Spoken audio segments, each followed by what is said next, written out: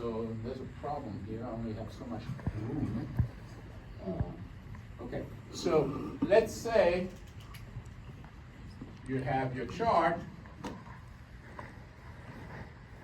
okay, and you would like to put an annotation, and what we're trying to find here is just peaks and valleys.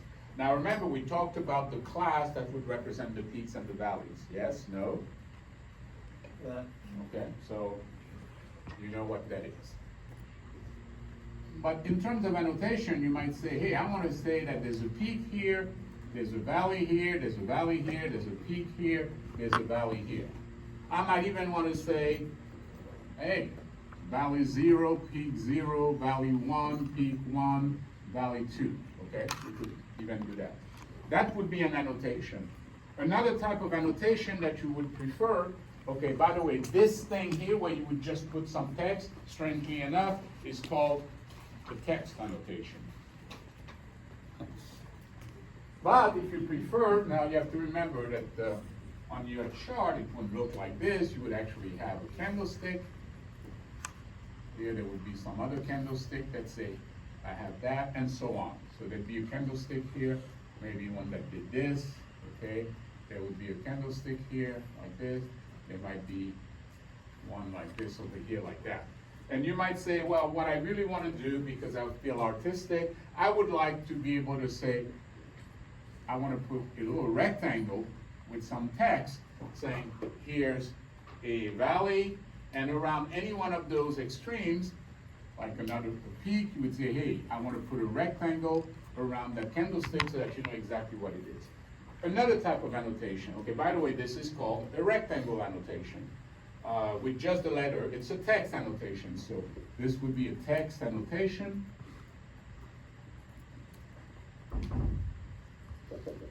This here would be a rectangle annotation.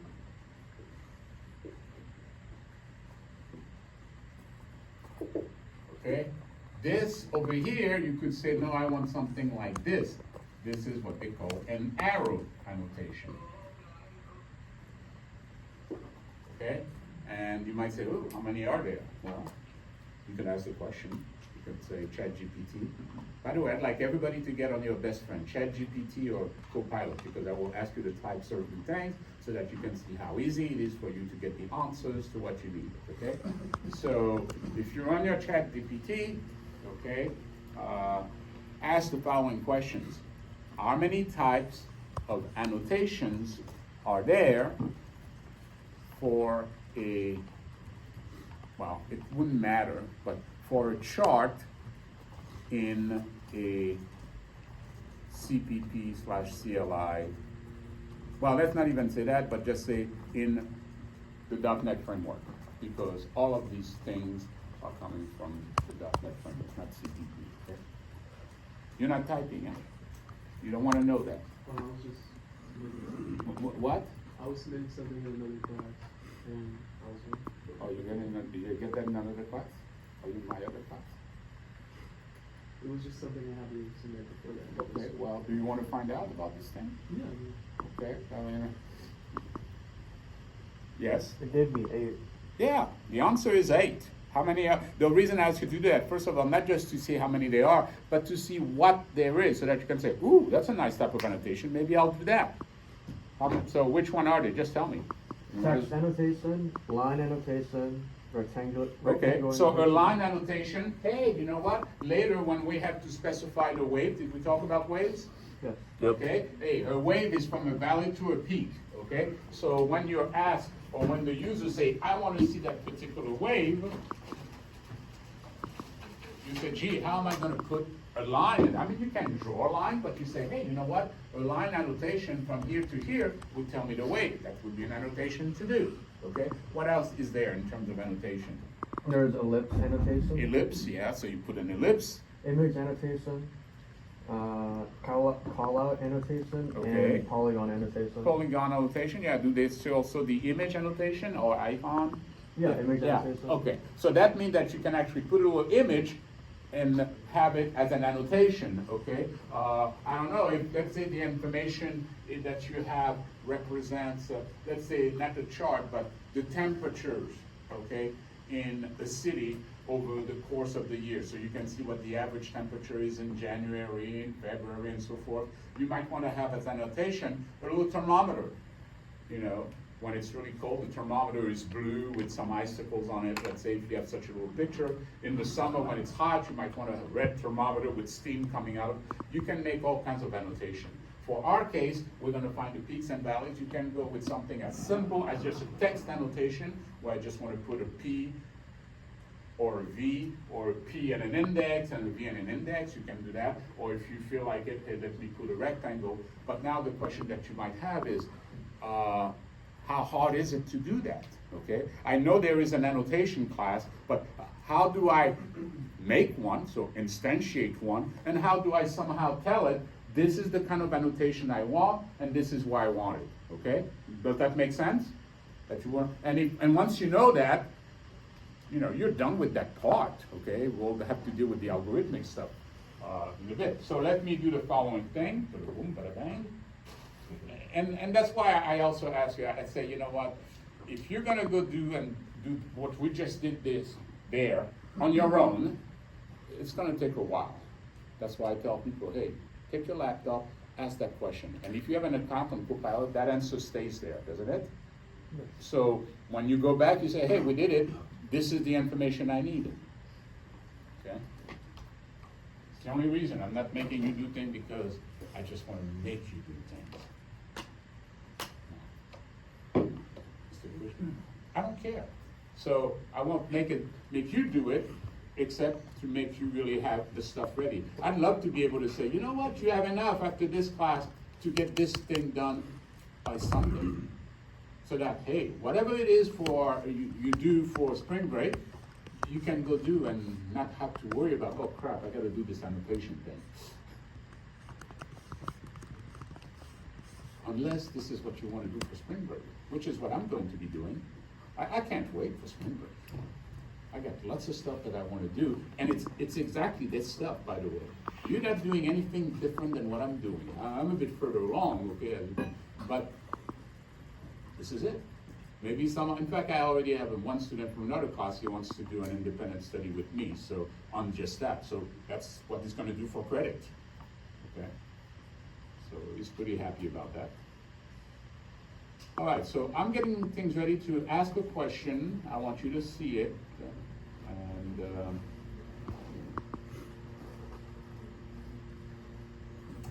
this is all about that. So let me,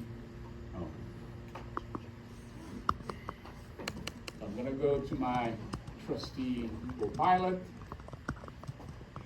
Okay. And bada boom. I have my ChatGPT here. But I could ask the following question. Okay, ask me anything in a CPP. Why am I doing that? In a C# Windows Forms application, and I'm going to make lots of. By the way, I'm going to try something here, so I'm going to leave it like that.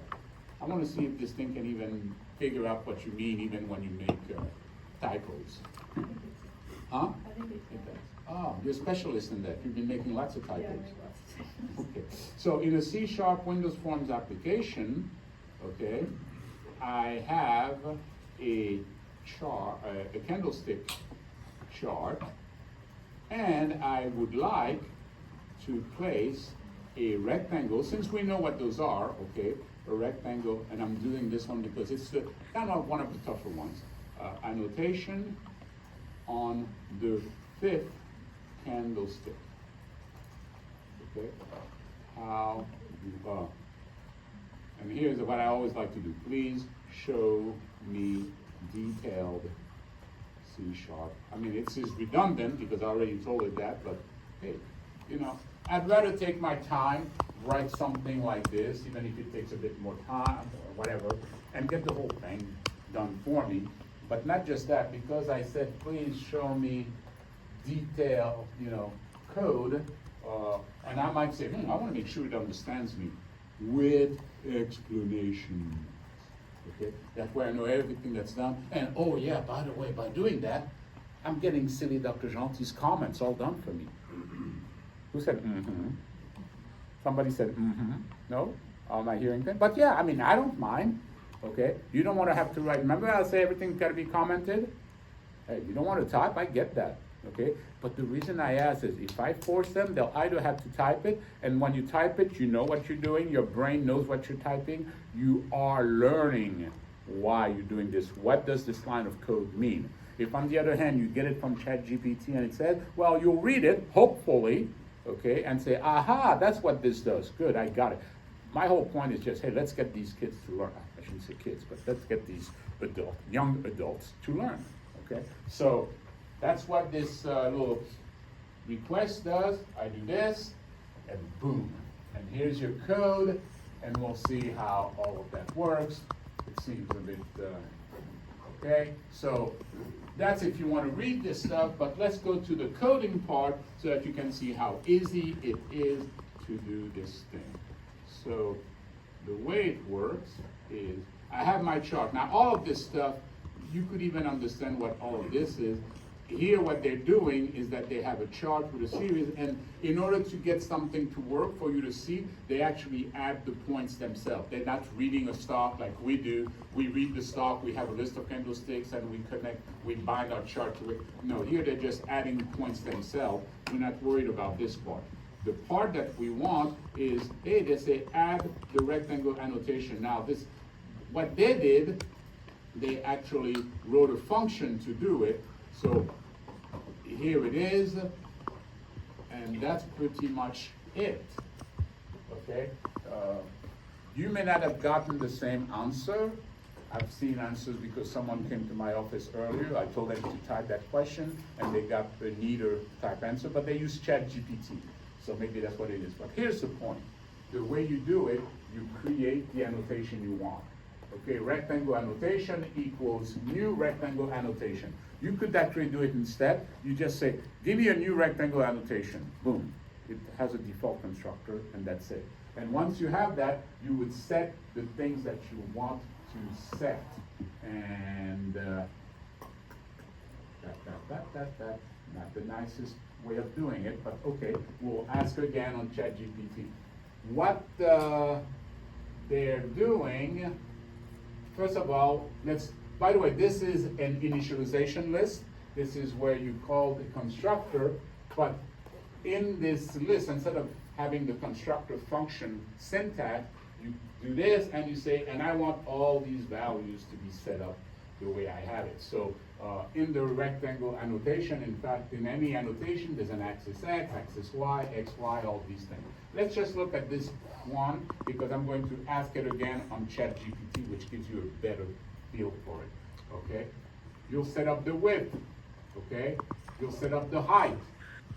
You can specify the color of your rectangle, the width of the line of your rectangle, and you don't even have to do that. There'll be some default values if you want, and then you set up the back color.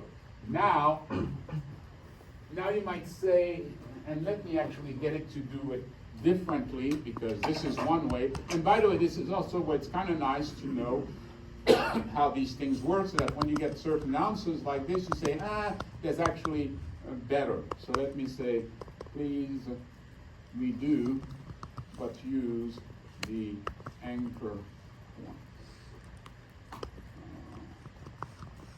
Let me see if it will give that to me. Yeah, sure. Because I didn't like the way they had it. Blah, blah, blah. Okay, that's a bit better. Now, the annotation. Here's again the function, okay? Now, this is all in one little shot. Okay, again, you create your annotation. We have your width, your height. This is for the rectangle. If you say, oh my God, how am I going to calculate the width? How am I going to calculate the height? Well, what should be the height of your rectangle? Well, it should be whatever that candlestick is, the high of the candlestick minus the low. Agree? Problem is, because it's a point, you didn't pass a candlestick. Remember the Y values you pass? You first pass the high, the low, the open, and the close. So if you have a point, and you want to know the high, it's the 0th Y value, and the low is the next Y value. So again, if this is too much, we can do a different type of annotation. But still, to see how all annotations are done, you instantiate an annotation and you set the properties. The important properties are, hey, where is that annotation supposed to go? In other words, to which point in the chart do you want to attach the annotation, okay?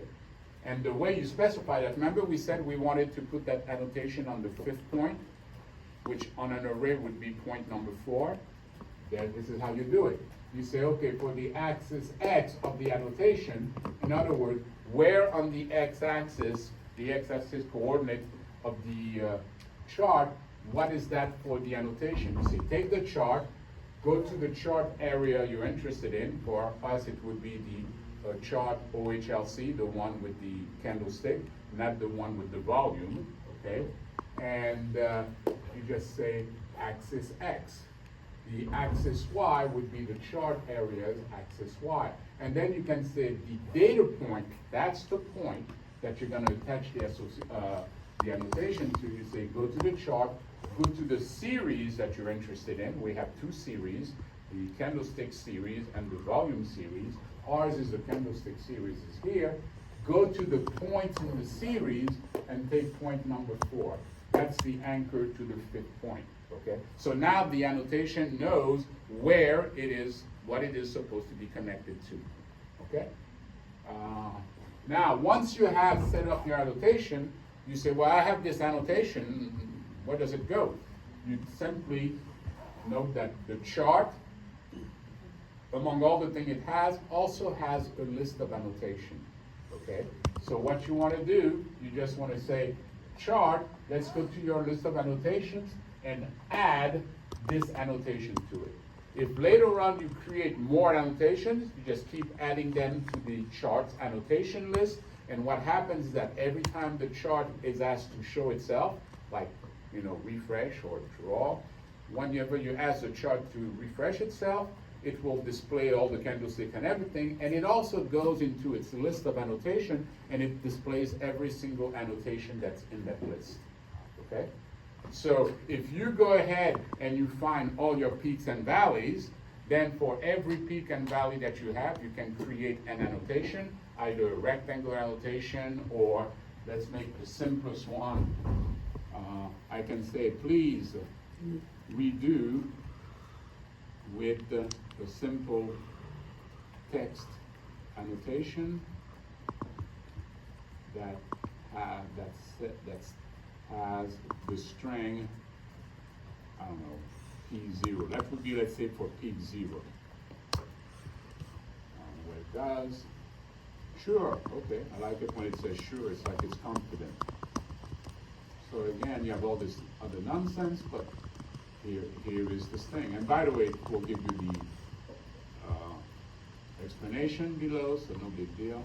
So right there, since that's less, here what you do, you create a text annotation. On the text annotation, now notice how it says set the text to P0. Your colors, you know you're gonna have to deal with that, but if you want to, it shows you, hey, you can set the font any way you want.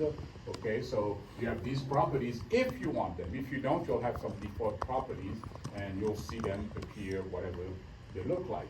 And so 4 colors, so see those 3, you wouldn't even have to put down. So really, all that you really would need to have, as a matter of fact, I don't even think you need those 2, okay? You just need to have the anchor data point, so where you specifically tell it which point you want to associate that to. And because you have multiple series in your chart, you have one series which is your candlestick, another series is the volume, you want to make sure you tell it which series you're talking about. So here we're doing series 0, okay? That's the open, high, low, close series. If I had put series 1, that would go with the volume, and that would put the annotation on that volume chart, okay? So all I have to do is say, hey, your anchor data point, in other words, what are you attaching or anchoring that annotation to? Well, go to the chart, it's the 0th series, and it's the 4th point. And you would say, and I want this text. So I would say that probably when you construct this guy, you initialize only the anchor data point and the text. That should be enough to just put that text at that particular candlestick. So that's the simple, put a P, 0, and maybe every time you find a new peak, you arrange for this to be P0, P1, P2, P3, and so forth. Same with your values, okay? Any questions on your annotations?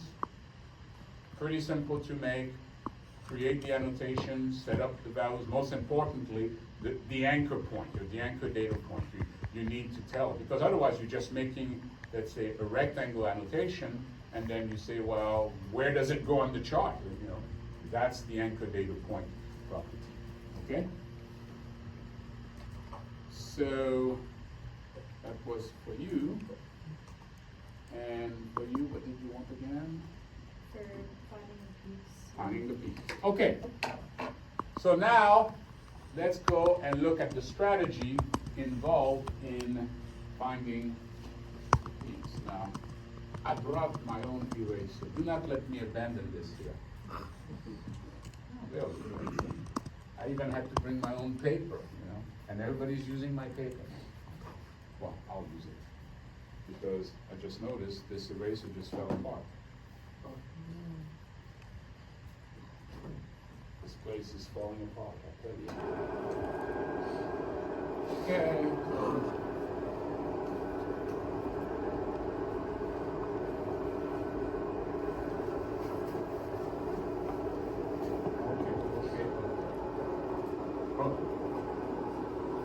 So how would we go find our points and so forth? Well, let's not forget that what we have again is a chart.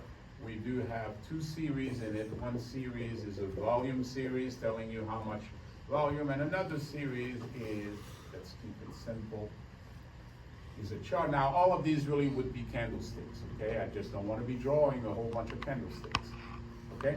So you have your candlesticks, and we had our daytime picker and all of that stuff here. I don't want to redraw that. However, one of the things that we said we wanted to specify is when we go find our peaks and valleys, we want to provide the desired minimum width, okay, around the candlestick. So, and we said that we would use a scroll bar. That would be a scroll bar, which would be, and in our case, a horizontal one.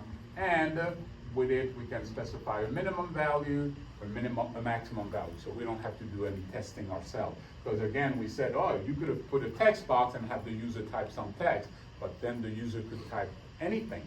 Minus 25, that's not acceptable. 1 million, that's not acceptable. Hey, hello, Joe, that's not acceptable. So you don't want to have a control where now you yourself have to write all this extra code to do validation. Is that acceptable input? The nice thing about the scroll bar is that it takes care of that by itself. Okay, so we specify this and we say, well, how are we going to represent the peaks and valleys? And there's all kinds of ways of doing that. But we know that when we first start, we read, you know, the data, and we get a list of candlesticks. Okay. And given that list of candlesticks, we want to figure out what are the peaks and the valleys that satisfy, let's say, our margin requirement. We want, let's say, 4. Well, we had said that, well, that's all great, we can, but we still have to represent our peaks and valleys in some fashion. And when I say represent, I don't mean putting them on the chart. We do know how to, well, we have an idea of how to do it now with the annotation. And we've got the code if you follow through, so you'll be able to try that anytime you want. What we want is, we need some sort of class. And we had said, you know what? One class we can have is something called a PV, or peak valley class. Now, what the peak valley class should be, it's something that tells us the candlestick. So it would refer to a particular candlestick, and then it would have to tell us, is it a peak or is it a valley? So these would be Boolean. And let's say it's a peak, it should say true. If it's not a valley, false. So you should be able to have true, well, false and false if that candlestick is not, but you would not have one of those okay, that would say false and false, because then it wouldn't be a peak, it wouldn't be a valley, and therefore you shouldn't have created an instance of a peak valley, okay? So this is always gonna be true, false, or false, true, or true, true, okay? Something that, and the true, true, we're going to avoid that by doing something a bit special, okay? But very importantly though, we need to have a left range and a right range, something that tells us, yes, I have a peak, let's say this peak here, and you want to know, well, how much margin could you have asked for and still found it to be a peak, and this might say, oh, it was a peak for, let's say, 8 bars, okay? Now, this would have been, if, you know, with a margin of 4, you would have found this peak, wouldn't you agree? Now, let's say I had something like this. And let's say that this is only 3. With a margin of 4, would you have been able to find that peak? No, because there's not 4 bars on the side where this is still higher than all 4 of them. Okay? So as you expand your margin, you get less and less peaks. As you contract your margin, you get more and more, and the margin of 1 will give you all the peaks. Do we see that? Okay, if we don't, you know, just raise, say, hey, I don't quite see it, we do an example. Just like, you know, before I said, hey, you could be both in a peak and a valley, and right away some people, like me the first time, you know, went and said, how could that be? So that's where you gain from experience, you say, because I told you that. When I first started doing this, I didn't think of it, and then I saw something strange in my code, and I went to debug, and I said, oh wow, this bar is not just a peak, it's not just a valley, it's a peak and valley, because I never even thought of it, and that's when I said, oh, but of course you can have a peak and a valley. Now I'm telling you that, so right away you know, you don't have to go through spending 2 weeks doing this before a bug tells you, no, you can have that case, okay? So, if you don't see this thing, that a margin of 1 will give you every single peak, ask or try it for yourself. But it should be fairly evident after a little bit of playing with this that, yeah, when I increase my margin, I diminish the number of peaks I want. Okay, I can get. So for instance, if There's here, a question. What? There's a question. Oh, some question. Yes, sir. I was just wondering, does the margin peak end at the valley? Or does it extend all the way? You mean to- for the peak here? The Yeah, for the well, peak. so how much of the left range we have? Yeah, The left range ends at the bar, the next bar that you find that's higher than that peak. Has nothing to do with the valleys. Similarly, for the valleys, okay, this valley here, if you want to know how long has it been a valley for? All the way up to here. Okay? How long has this been the lowest point? If you want to ask it differently, for how long has this been the lowest point? All the way from here. So from this point on, the lowest value was this guy. So the left range of this, I don't know, might be, 23. Okay? On the other hand, this guy here, sorry. How long has it been the lowest point? You say, oh, only up to here. Maybe that's only 2. Okay? So whenever you find an extreme, a peak or a valley, you look and say, man, I'm a peak right now. Okay? How long have I been a peak? Okay, and you keep walking, you keep walking, you keep walking, and right here there's a higher peak. You say, wow, I've been a peak. I've been the highest point, basically, for the last 12 bars. Okay? And then you do the same thing on the right. Okay? And over here, it will say, hey, how long after that have I been the lowest point? And you say, oh yeah, over here, maybe this is 6. Another question? Yeah, so when we're doing that, we're just looking to find like the next peak that is higher than the one that we just found. That's right. But that's outside of the neighborhood that we specified? Well, yeah, I mean, in this case, let's say this thing ended here, and you want to know how long this peak has been, well, obviously, if the data ends over here, we can't go any further, and you might just want to count, how many bars, and it might say, so far in the future, we are going to be the highest peak for the next, I don't know, 9 bars. It might, do you see that? What if, let's say you specified the neighborhood as of, What do you mean by the neighborhood? like the scroll bar, you give a value of 2, so you're only looking at the 2, like, candlesticks before and the 2 afterward. Yeah, But then- well, when you say you look, okay, let's say in this case, we're looking for 4, I don't want to redraw that. All that you're asking for is give me all the peaks that have been peaks for at least 4 bars and in the future 4 bars. Okay, so for instance, this peak has been a peak for 3 bars on the left, okay? And if you were to look on the right, it's a peak for, I don't know, 12 bars.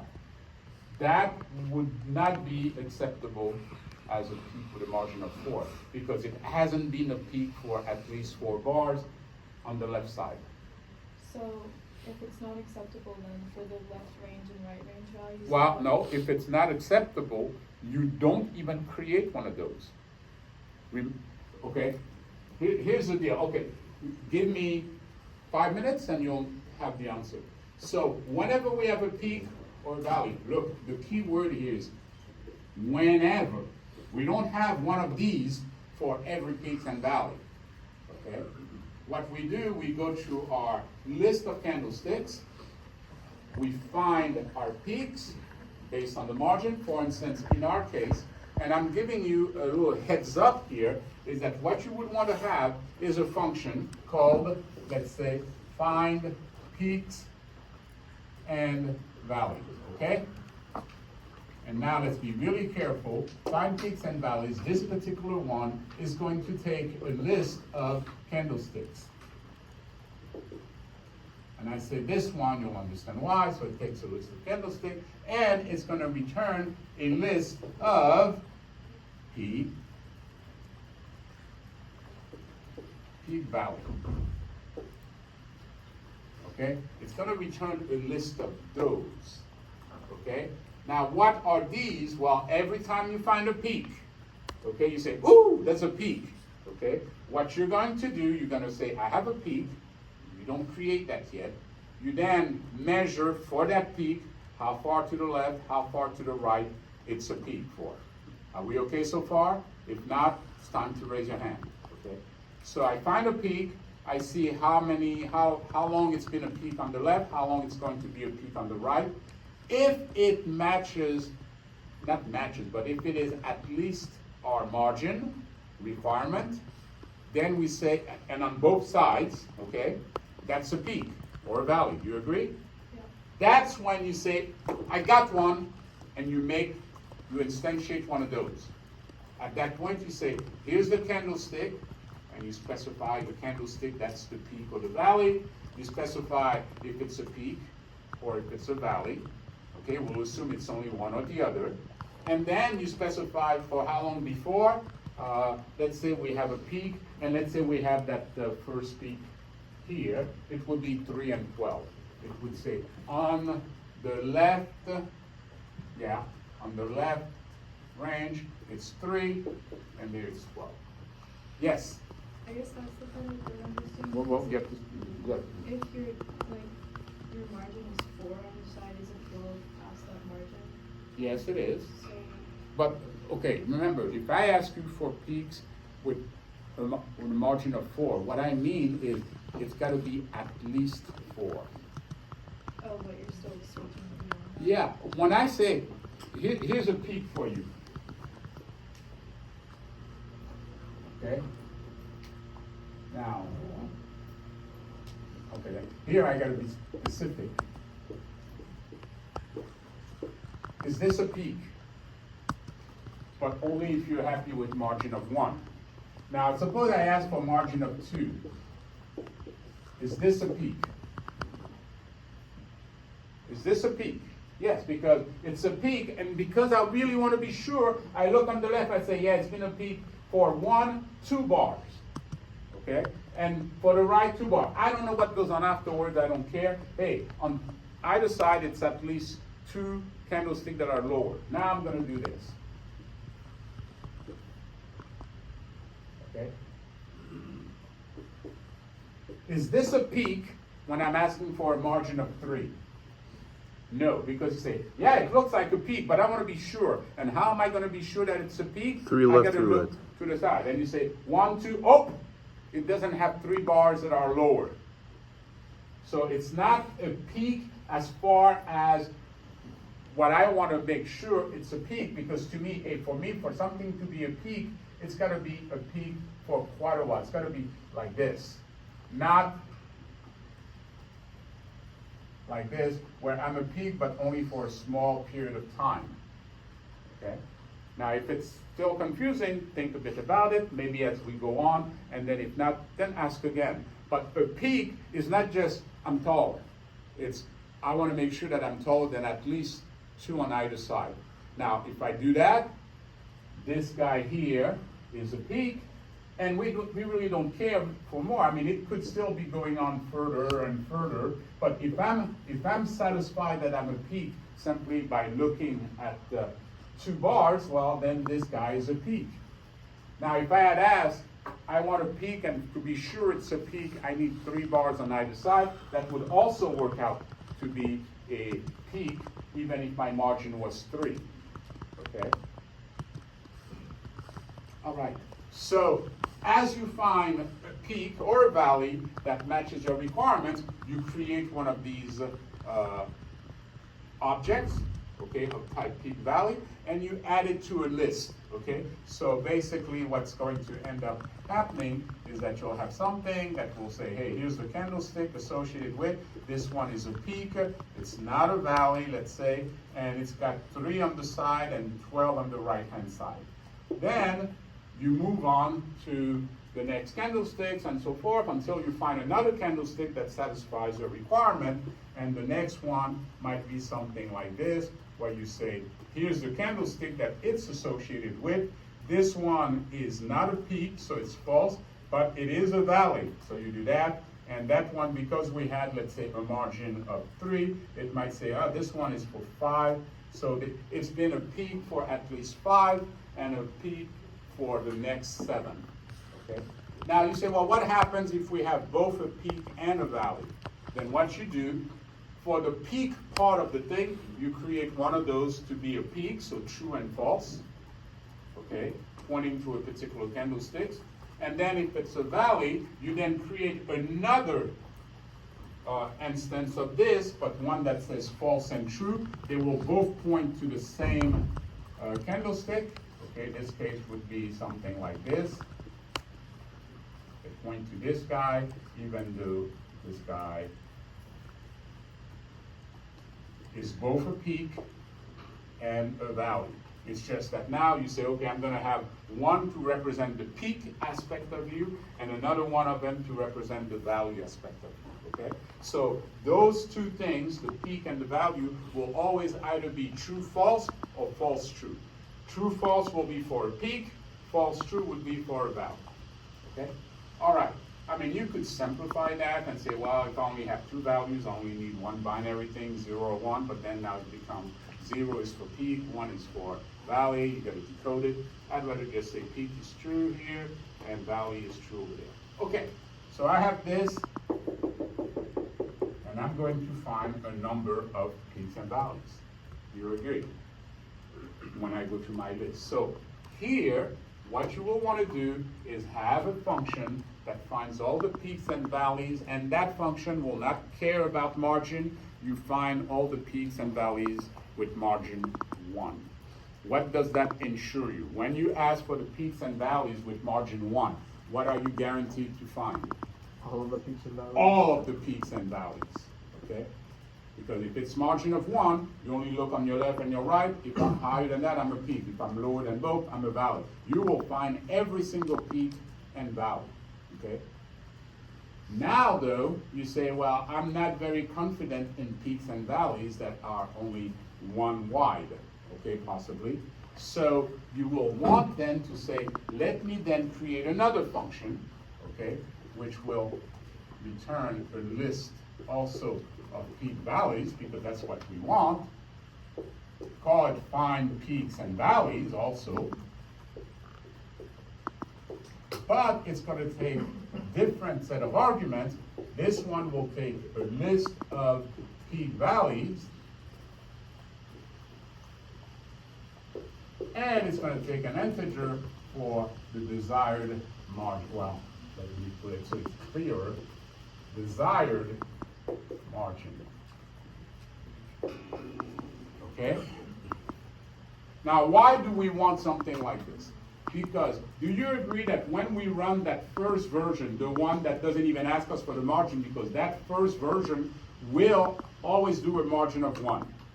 Also, notice that that first version works off of what? What do you have to feed it for it to do its job? Tell me the type of what it takes. It takes a list of candlesticks. It takes that guy, which remember you get when you read the file. So when you read the file, you get your list of candlesticks, and then you can call this function that simply takes that list, and that will return to you a list of those. Okay? Now, once you have that list of those, now you agree that that first one is for the margin of 1. Once you have that, suppose I tell you, now I want the peaks with a margin of 2. One thing you could do, you could say, well, I'm going to go back into this guy, I'm going to go through all the candlesticks, find my peaks, but now I'm going to find the peaks that have at least 2 on either side. You could do that. It could be very inefficient, slow, and everything. You have to do it when you do it the first time. But once I have this list, if I want the peaks with a margin of 2, I can now simply go through this guy and say, well, I have all my peaks here, so why don't I just scan the peaks, but only keep those where those 2 numbers are greater than or equal to the margin I want. Does that make sense? Okay? Because otherwise you could say, yeah, I'm going to go through this. And by the way, this would be a pain. That first one is a painful one because you have to have like 2 loops. One loop goes through each candlestick. Okay? When you sit at a particular candlestick, you now have to do another loop that looks at the entire neighborhood, making sure that that candlestick is taller than everybody else. Yes? To know that it's a peak. Then you move to the next candlestick. When you move to the next candlestick, you look at its neighborhood, make sure it's the tallest one. Yes? Although when you think about it, that's when you start coming up with shortcuts. But right now, technically, that's what you would think. You'd say, okay, I go to a candlestick. If, let's say, my margin is 5, I look at the 5 here and the 5 here. Is this candlestick still the highest one? Yes, that's a peak. You go to the next candlestick, you look at 5 and 5, is it a peak? Yes or no? And so on, okay? It's a bit painful. But we have to do it the first time around with a margin of 1. So we go through each candlestick and we just look left and right, are you a peak? Yes. Okay, left and right, are you a peak? Left and right, are you a peak? That goes by